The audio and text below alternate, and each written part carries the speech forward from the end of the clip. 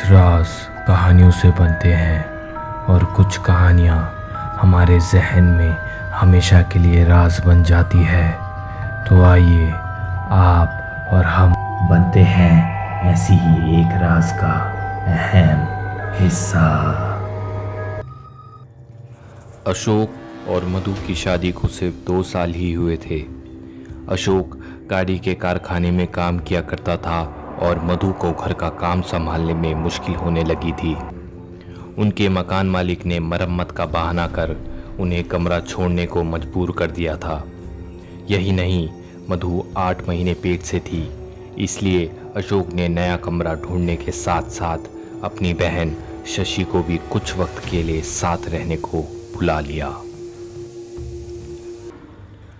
रात के 9:30 बजे हैं और हमेशा की तरह बिजली जा चुकी है।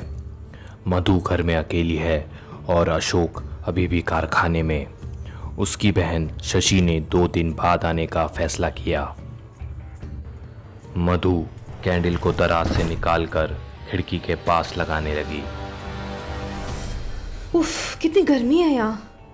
पता नहीं यहाँ बिजली हर वक्त क्यों चली जाती है। मधु खुद से बात कर ही रही थी कि उसे ऐसा लगा कि कोई उसके ठीक पीछे खड़े होकर जोर जोर से सांसें ले रहा हो। वो अचानक से पीछे मुड़ी। अशोक, अशोक, तुम हो क्या? उसे जुगनुओं की आवाज के अलावा कुछ सुनाई नहीं दिया। उसने अपने डर को नजरअंदाज करते हुए किचन में जाकर स्टोव की आंच को बढ़ाना शुरू किया। वो यह करते करते गुनगुना ही रही थी कि तभी उसे ऐसा लगा कि कोई उसके साथ गुनगुना रहा है।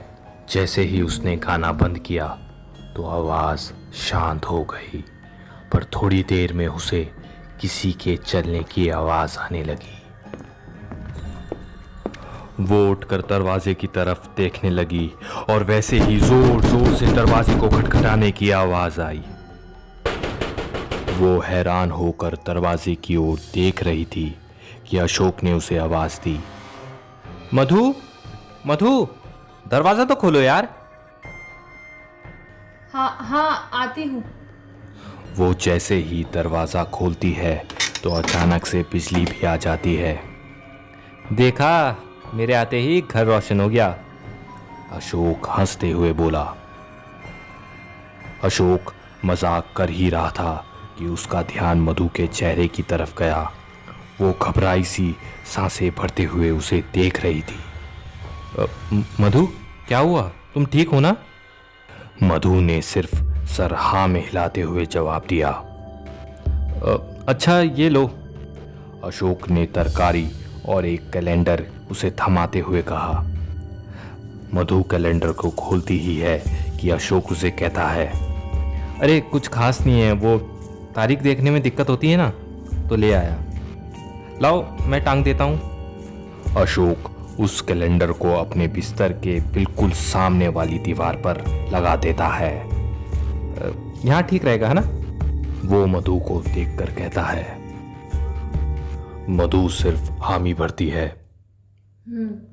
अगली सुबह मधु अशोक का टिफिन तैयार कर रही है और अशोक अपना नाश्ता खत्म करते ही उसे आवाज लगाता है। मधु, मधु, जल्दी करो, मैं लेट हो रहा हूँ। मधु जल्दी जल्दी टिफिन का ढक्कन बंद करके दूसरे कमरे में जाती है जहां अशोक ऑफिस के लिए निकलने ही वाला है। वो उसे टिफिन थमा देती है। Thank you. अच्छा मधु, आज शाम को मैं शशि को भी लेता आऊँगा। ठीक है, शाम को मिलते हैं। अशोक के जाते ही मधु किचन में सफाई करने चली जाती है। वो बर्तन धोते धोते साथ ही साथ गुनगुनाना शुरू करती है कि तभी पिछली रात का डर उसे चुप रहने में मजबूर कर देता है।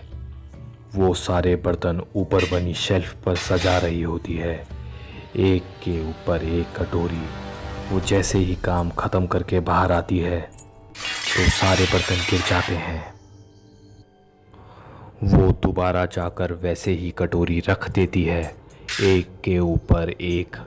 वो जैसे ही एक बार फिर दरवाजे की तरफ मुड़ती है, उसे ये देखकर अजीब तो लगता है, पर वो इत्तेफाक समझकर एक बार फिर बर्तनों को अलग अलग रख देती है।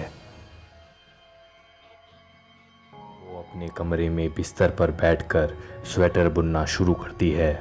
उसका पसंदीदा रंग गुलाबी। गुलाबी ऊन को उंगलियों से सुलझाते सुलझाते वो सिलाई में सजा रही होती है कि उसकी नज़र अचानक से दीवार में टंगे कैलेंडर पर पड़ती है और वो कैलेंडर पहले दाएं फिर बाएं झूलने लगता है। मधु की नज़रें उस कैलेंडर के साथ चलना शुरू करती हैं। 3 4 उसकी गिनती के साथ साथ उस कैलेंडर की रफ्तार बढ़ने लगती है। शाम के 6 बजे हैं और मधु अचानक से नींद से उठ जाती है। उसके सारे कपड़े पसीने से भीगे हैं। वो अपने माथे से पसीना पोंछती हुई सीधा नहाने के लिए चली जाती है। वो घड़ी में समय देखकर हैरान है कि आज वो सुबह के 10:30 से शाम के 6 बजे तक क्यों सोती रही। वो नहाकर जैसे ही बाहर आती है तो उसे ऐसा लगता है कि कोई दरवाजे के बाहर खड़े होकर घुसफुसा रहा हो।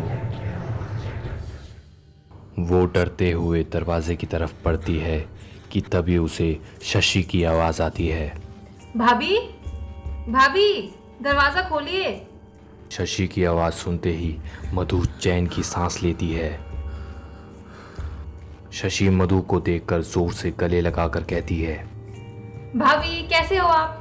कितने समय बाद मिले हैं ना। हाँ शशि, कैसी हो तुम? चलो कोई नहीं, अब तुम आ गई हो ना, अब ननद भाभी खूब बातें करेंगे। अच्छा भाभी, वो अशोक भैया ने कहा है कि वो आज थोड़ा लेट हो जाएंगे। अच्छा, मुझे लगा तेरे साथ ही आएंगे। अरे उन्हें छोड़ो, आप बताओ कैसे हो? नया कमरा ले लिया और बताया भी नहीं। अरे क्या बताएं शशि तुझे, सब इतनी जल्दी में हुआ। तुझे तो पता ही है कि पुराना मकान मालिक हमें कितना परेशान करता था, हर बात पे टूटता था, और फिर एक दिन अचानक से आकर कमरा खाली करने को कह दिया हमसे। तेरे भैया ने जैसे तैसे ये मकान ढूंढा है, वो भी इतने कम दाम में।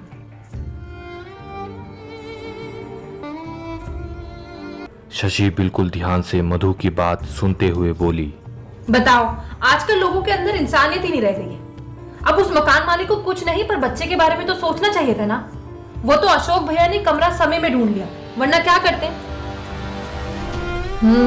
वही तो। पर अब कोई दिक्कत नहीं है। हमारी जो इस बार के मकान मालिक है ना, वो बहुत सुलझी हुई है।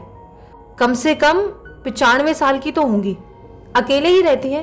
पता नहीं परिवार है या नहीं, पर हमें उससे क्या, हमें तो अच्छा खासा घर मिल गया। वो अम्मा आगे ही रहती है, हमें ये पीछे वाला घर दे रखा है पूरा का पूरा। देखना, खुला बरामदा भी है, आराम से बाहर चाय पी सकते हैं। मधु और शशि की बात काफी देर तक चली। वो बात कर ही रही होती हैं कि शशि ने मधु से कहा, लाओ मैं तुम्हारे बालों में तेल लगा देती हूँ, इतने रूखे हुए पड़े हैं। तुम अपना ध्यान बिल्कुल भी नहीं रखती हो। अरे रहने देना, ठीक तो हैं। नहीं, कहाँ ठीक है? अभी तो सिर्फ तुम और भैया हो, तब तुम अपना ध्यान नहीं रखती हो। ऐसे थोड़ी ना चलेगा। शशि मधु के मना करने के बावजूद मधु के बालों में तेल लगाने लगती है। पूरे कमरे में एकदम सन्नाटा था। ए शशि, क्या कर रही है? पता नहीं, मैंने क्यों किया ऐसा। मजाक मत कर। मधु की बात खत्म हुई नहीं, ये सुनकर मधु घबराकर खड़ी हो जाती है। शशि तुझे बोला ना मैंने, मजाक मत कर ऐसा। मधु को ऐसा देखकर शशि भी हैरान होकर कहती है, अच्छा सॉरी, आ जाओ बैठ जाओ। शायद भैया होंगे। अरे आ गए तुम? हाँ, तो क्या बात चल रही है ननद और भाभी के बीच? शशि,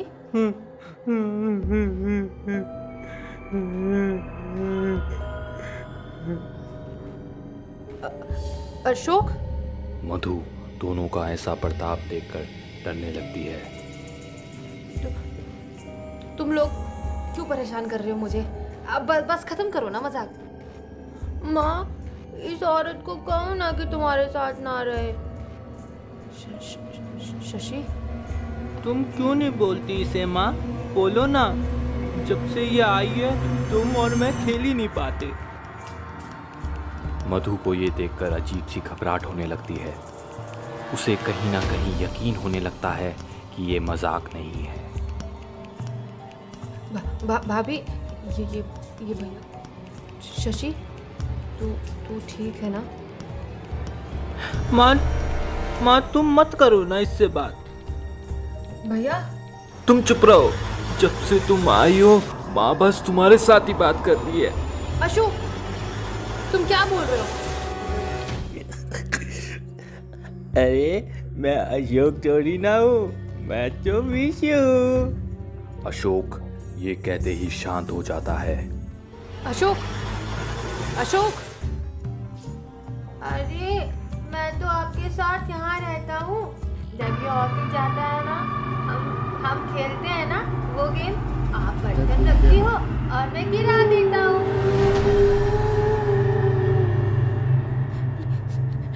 प्लीज छोड़ दो हमें।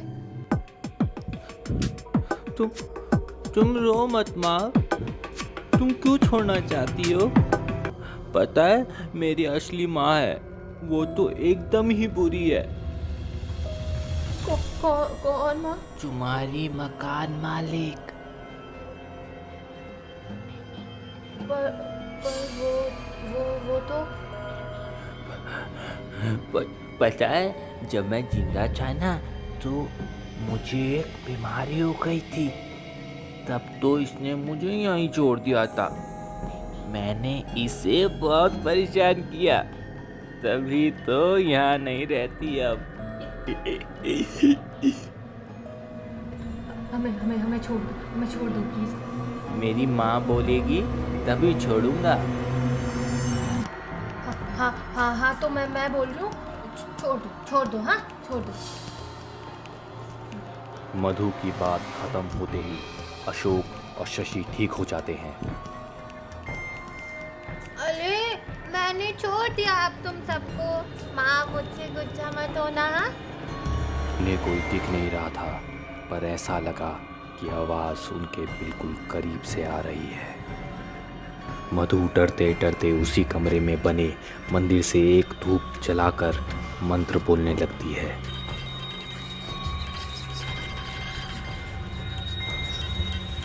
अरे माँ, मैं तो बोल रहा हूँ ना।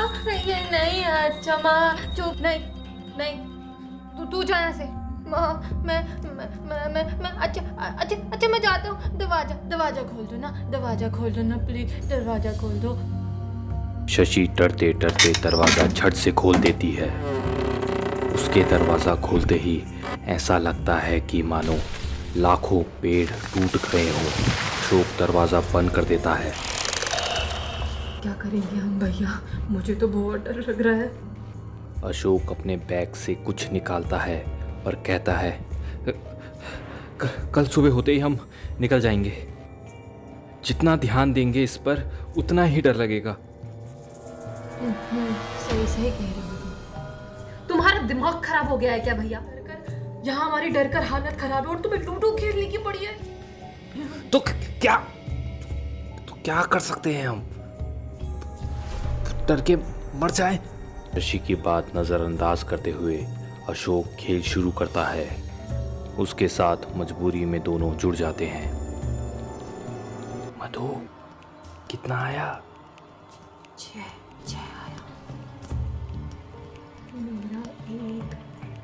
वो डरते डरते खेल ही रहे थे कि लकड़ी की घाटी में घोड़े के दम में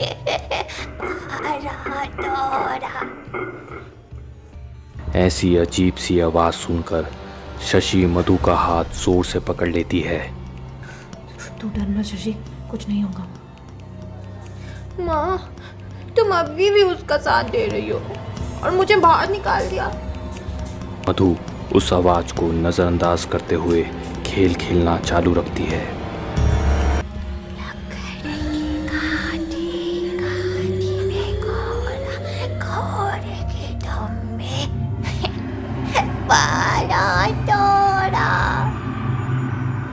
वो लोग रात भर ऐसे ही खेल खेलते रहे। देखते देखते खिड़की से सूरज की किरणें कमरे के अंदर आई। भाभी भाभी अब चलते हैं यहाँ से, अब सुबह हो गई है ना। तो सही कह रही है। अशोक मधु की बात सुनते ही बाहर जाने के लिए तैयार हो जाता है। वो तीनों घर के गेट से निकल ही रहे होते हैं कि मधु को ऐसा लगता है कि कोई उसे बुला रहा है।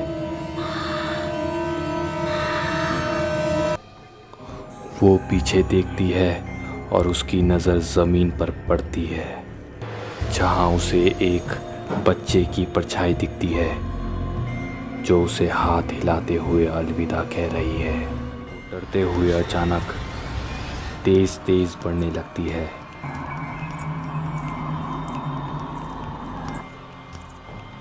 अशोक और शशि तब तक उसे कुछ दूर आगे होते हैं और वो गाने लगती है।